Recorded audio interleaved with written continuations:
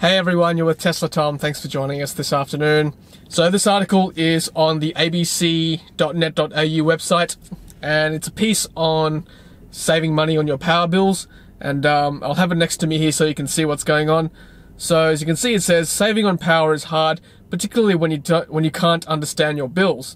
Then it goes on to say why Australians hate electricity bills, because they're complicated and because the discounts vary depending on the different power companies and the different plans that you're on.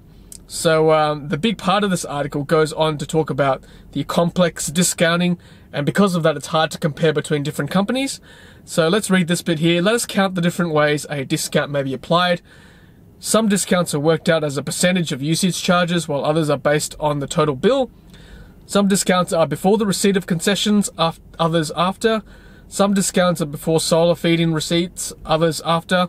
Few bills actually clearly state the discount rate, and some don't state the rate at all. Some discounts are only received on subsequent bills, so that if the customer leaves, the retailer avoids discounting their last bill. Some retailers offer several discounts in the bill, but sometimes some apply after other discounts are taken off first. Some will discount controlled load consumption, others not. Some discounts are payable as rebates when the customer transfers to the retailer. Other rebates are paid out over months and even years. Some offer discounted amounts which are contingent on advanced purchases of electricity, but the discount is not achieved unless purchases exceed the contingent amounts. Some discounts and bills are not actually calculated in customers' bills as the retailers say they are calculated.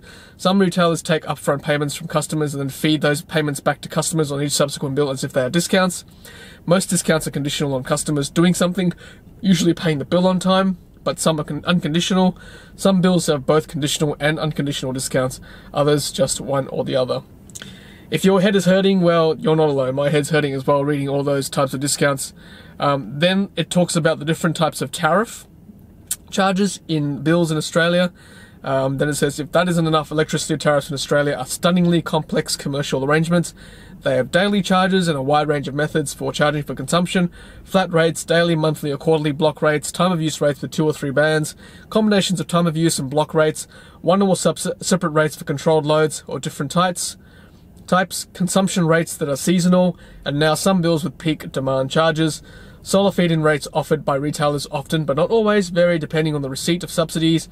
Most recently, some retailers have offered block rates for solar feed-in and different prices for the first tranche of solar feed-in tariff. So what can be done? Then it goes on about how it's quite complex and we potentially may need something to sort of compare all the different types of electricity prices and plans out there. There are government sites which help as well. And it's not limited to Australia. Apparently it's across the world that complex power bills are in force. I guess my advice to you is that you really should sit down and compare your electricity plan with another company's every now and then. I think, you know, there's no benefit to staying with your power company. Like, it doesn't reward you for loyalty. A friend of mine once said to me, regarding this issue, it's not like when you go with NRMA or car insurance companies where they give you a long-term policy discount or a no-claim bonus discount. It just doesn't happen in Australia with regards to power and other things like telecommunications, water. Like, all our utilities aren't based on loyalty. In fact, the system encourages you to keep shopping around to get the best deal.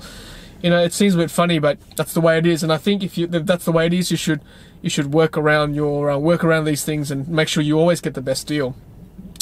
So sit down with your last 4 power bills. That should cover you for the whole year if you will build quarterly, and then compare with 1 or 2 other companies and make sure you're always on top. Start with the best. Start with the biggest companies like AGL, Energy Australia, like they're the big ones here in New South Wales, and then compare with one of the smaller ones as well. It's hard to give you a blanket rule as to which company is the best. It really does depend on your individual situation. Alright guys, well thank you for watching that. It is complex. I find it complex as well. There's just so many types of discounting and tariffs available on the market. You've just got to find the best one for your situation. If you've had success with your power bill and your power company, please leave a comment below. Please like and subscribe. We're getting close to 1,000 subscribers. Thank you to all who are watching and liking and subscribing to our videos. Lovely day here in Sydney as always, and hope it's lovely where you are too. Happy charging.